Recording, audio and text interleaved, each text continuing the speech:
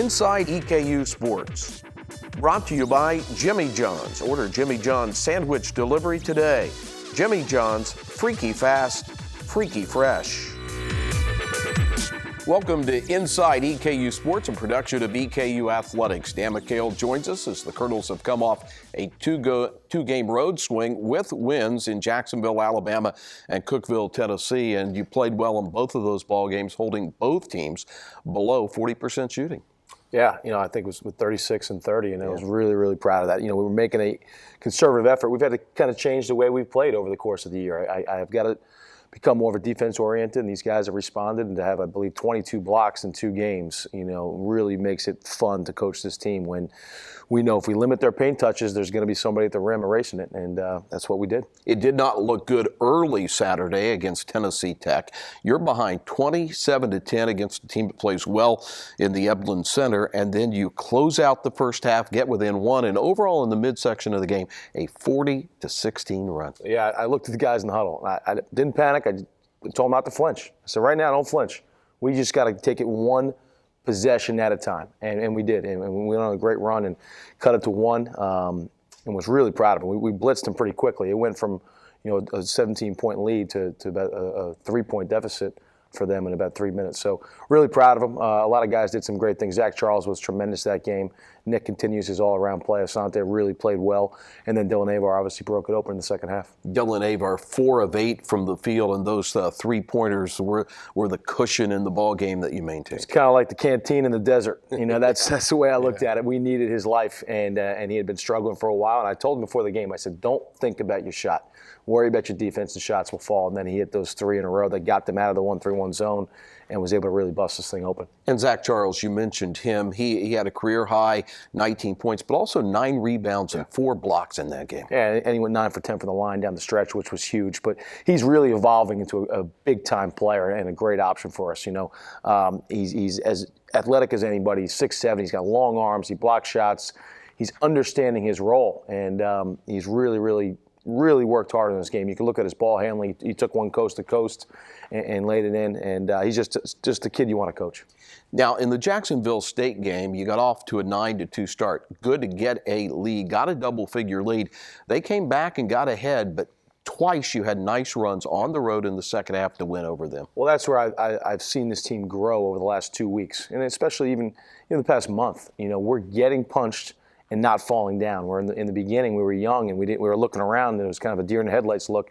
Now guys know, just calm down, let's relax, let's weather the storm, and let's play good basketball. At one point, you were 1-6 in the OVC. Now you're right back in the thick of it. You're a game out of that bubble spot.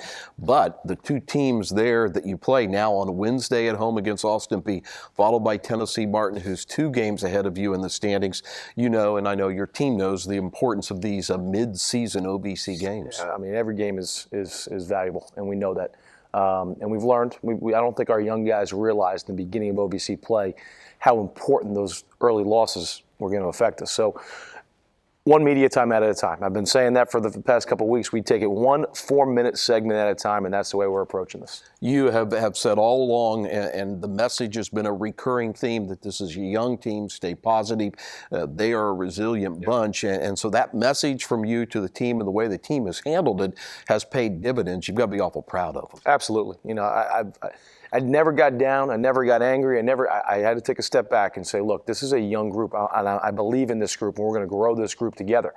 I know what next year holds. I know I need to make sure this current group grows up, and they have. And they've been positive. They've been resilient. But to see a couple wins is also going to give you some confidence. I was running out of some motivational tactics, so that's why these 2 wins this past weekend was huge. You've been coaching for a long time, but as a head coach, you're a young coach too. You're learning too. Yeah, absolutely. It's part of it. I have to look at myself and say, what can I do better? What buttons can I push? What can I learn from some of the mistakes that I've made in the past? And I think I've done a pretty good job doing that. A little more sleep, or maybe not sleep, but a little more of a deep breath on Sunday, huh? Yeah, it was nice. It was finally to have it. I felt happy for my family. They didn't have to see me after a loss. But it's been great. I'm really enjoying growing with this team. I still see the long-term picture of this year. Right. and we're going to keep working towards that every day. All right. Thanks, Dan. Good luck this week. Appreciate it. Well, it will be a busy week for the Colonels. We'll see you at Alumni Coliseum on Wednesday night. It's an 8 o'clock tip against the Governors of Austin Peay. Of course, we have radio coverage at 100.7. You can catch us across the internet worldwide at EKUsports.com and our broadcast on OBC Digital as well. The women play the same night at 5:30. It's a women's-men's doubleheader. Well, there's another game being played, a different sport. It's on Sunday. You may have heard of it. It's the Super Bowl. And my conversation with a colonel that's in the big game, Matt Lengel, coming next. But we continue on Inside EKU Sports.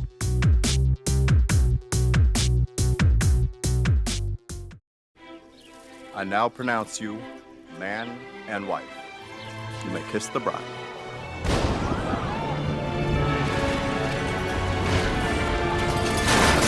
Not the food.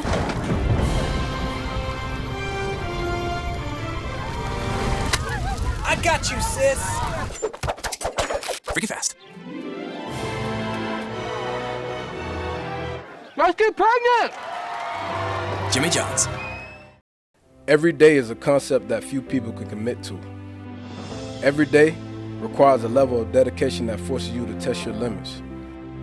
Every day I'll give back to the community because I draw strength from their support. Every day the sounds of your cheers will echo through my mind. Knowing that you have my back means I can always look forward. Every day I'll be too tired to sweat and my bones will ache. Every day will provide me with the slight edge that I need to succeed. Champions are built every day. When the Super Bowl kicks off Sunday, keep an eye out for the New England Patriots number 82. He's a former colonel, Matt Lengel. And earlier in Super Bowl prep, I had a chance to talk with Matt about his big appearance in the big game. Matt, describe the feeling of going to the Super Bowl. Definitely something that you always dream of, you always work toward. To see it finally come true, I mean, I can't imagine the feeling of getting off the plane, being there and seeing everything, and it's a dream come true. You're in your second year on the practice squad at Cincinnati. Under NFL rules, any other team can pick you up. When Gronkowski goes down with the injury, you get the call from New England. That must have been a great call to get. Got done with a day of work, and I was sitting on the couch, and my fiance and I were watching The Voice. My agent called, and then it was about a day of just sitting around waiting to see if everything was really going to go through. So on the practice squad, it was a great place to be, but at the same time, I was unsatisfied. I wasn't ungrateful. I was just unsatisfied. Finally see being active come true, and knowing that I was one step closer to actually playing in a game. It's a very special feeling. I can't imagine you go to the huddle and there's Tom Brady. You look over on the sidelines and there's Bill Belichick. I don't want to totally calm myself down to the point where I don't enjoy the moment. There were moments. Take it in and, enjoy the fact that I was being coached by the greatest coach ever. You caught an 18-yard touchdown pass against the Jets. Describe that moment to me. I try to do everything the right way, when I go into the facility and everything, and try to be a person that can be trusted. And that's the big thing with Tom, is you have to be trustworthy. And in that moment, there was just something, with their defense. And, I was the one that popped open, and he put the ball right on me. And, so many thoughts, when I saw the ball coming at me, in retrospect, were going through my head. I'm just glad that, when I caught it, that I held on to it. I hadn't scored a touchdown in quite a few years, and only had 2 in college. So to get 1 on my first catch and first touchdown, it was an incredible moment. What's going to be your role for the Patriots in the Super Bowl on Sunday against Atlanta? Yeah, in this past game, I was on kickoff return and field goal. Whatever my job is what I'm going to do to the best of my ability. In your career at EKU, you missed all of the 2012 and 2013 seasons with injuries, but you didn't give up, and now a wonderful payoff for all that hard work to get back on the field. Just the environment there, the people that truly care about you as a person and want to see you be successful. For me, when the adversity hit, I still had people that looked at me and said, I want the best for you. I try to stay in touch with those people and let them know that I wouldn't be here, without them, coaches and trainers and strength coaches. And, I look forward to coming back and, visiting those people in person. Did you get a chance to catch up with Steeler punter and former Colonel Jordan Berry before or after the game against Pittsburgh? Yeah, it was radio silence before the game. We were both focused on the jobs that we had to get done. But yeah, after the game, I met up with him on the field and talked and handshake and all that kind of stuff. And he's going to be in my wedding in June, so I'll see him again there. Let's hope you're wearing both a wedding band and a Super Bowl ring this summer.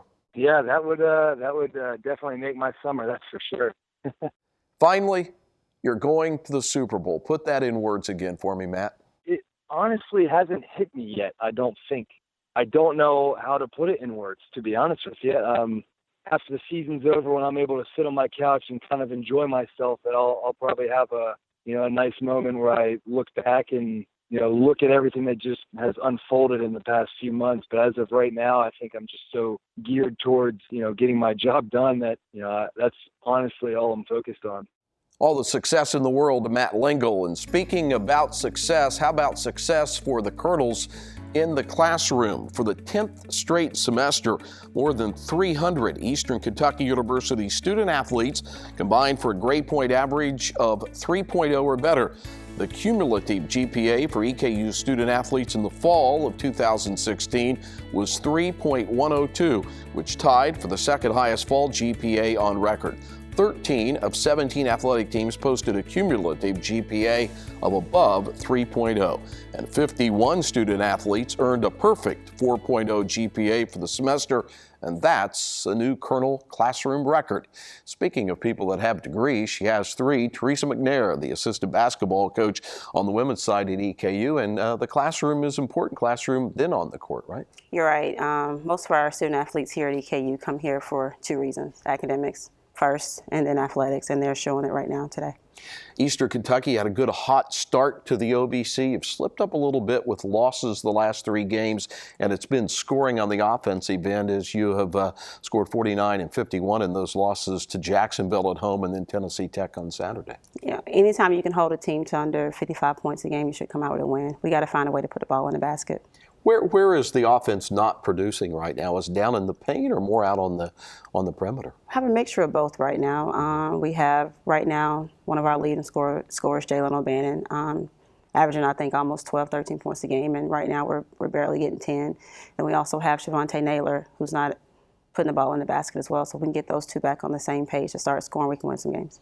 Currently 4-4 in the OVC, and you look at the standings and there are a bunch of teams a game behind you. There's nobody way down at the bottom that's out of the OVC tournament. 12 play, 8 get in the tournament. So now the pressure ratchets up with Austin Peay at home on Wednesday, followed by road swings to Martin and Murray, who are coming on strong. All 3 big games. Right now, Austin Peay is looking for a win, just like we are. They just got one last week. Trying to separate ourselves from the bottom. Right now, I think we're at 7th, and a win can put us back to 3rd, 4th. So one game makes a big difference for us. What's been the message from you and Coach Roberts, the head coach, to the young ladies in practice as you get ready? Because, winning makes things look better than maybe it is, and losing makes it look worse than it is. So what are you focusing on right now? Right now, we're trying to get them in the gym to get us some extra shots because our shots are not falling. So 2 hours in between those lines with us is not making a difference. We have to get them in the gym extra. So that's what we've been preaching to them the entire time. Mm-hmm. How much is the lack of offense hurting the defense, or is the defense holding up in your opinion? Right now, the defense is doing well. I mean, in the beginning, we started out giving teams almost 70 points a game. Right now, we're holding them to under 60. So right now, we can put some points in the basket. I think our defense will look even better. Okay, thanks, Teresa. Good luck. A big stretch coming up. Yes. Good luck in all of them. Well, let's go back and review what EKU is doing. They'll play at 5:30 on a Wednesday at home. Hope to see you out at Alumni Coliseum. Jim Tyree will have the call at 13:40 a.m., of course, on EKUsports.com, across the web internationally, and on the OVC Digital Network. And then it is Tennessee Martin on Saturday on the road, followed by a Monday clash at Murray State. Coming up, tennis. Boy, there was a big tennis match over in Australia, and the tennis teams at EKU are underway as well in their seasons. And we'll be back with their head coach when we come back on Inside EKU Sports.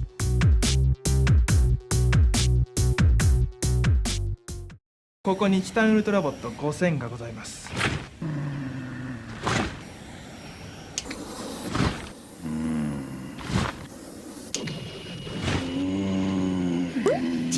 ジミー・ジョーンズ。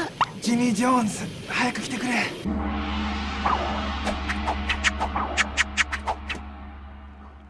最高だ。ジミー・ジョーンズ、これ早い。Jimmy John's, freaky fresh, freaky fast.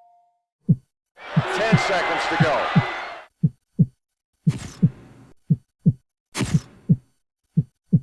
Harper coming forward. Moves in top of the key. 6 seconds to go. The three.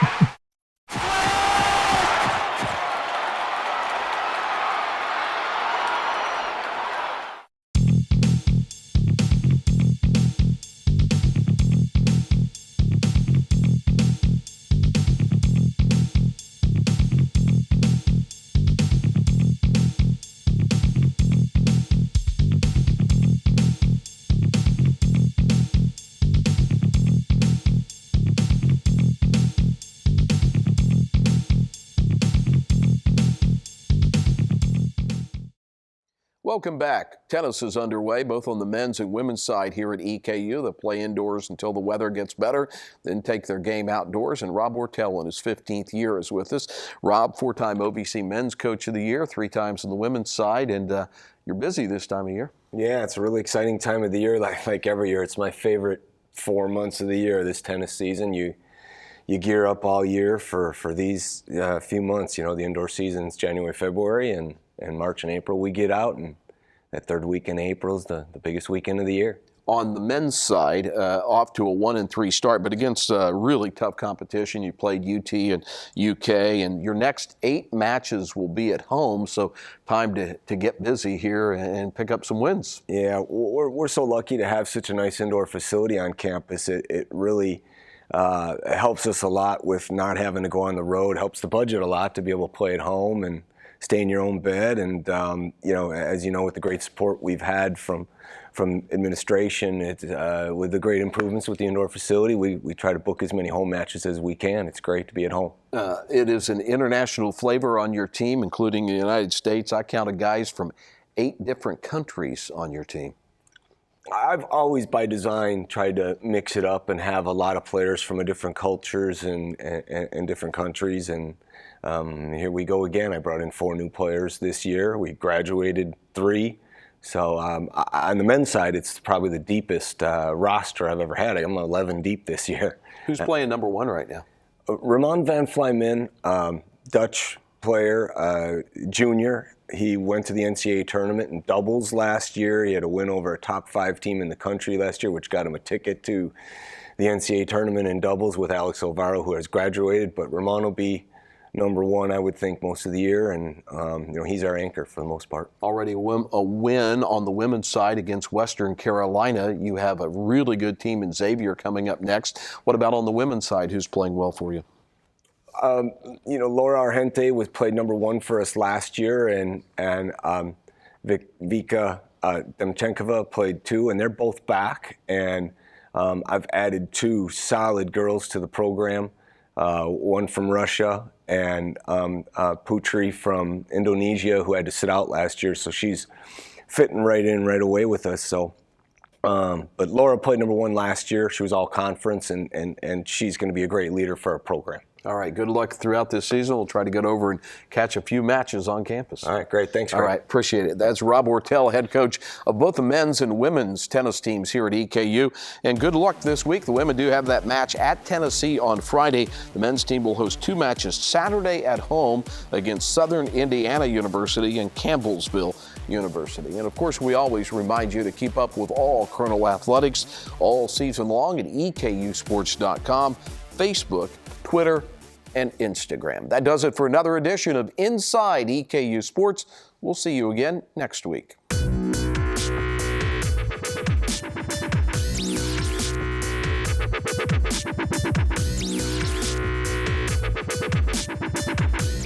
Inside EKU Sports, brought to you by Jimmy John's. Order Jimmy John's sandwich delivery today.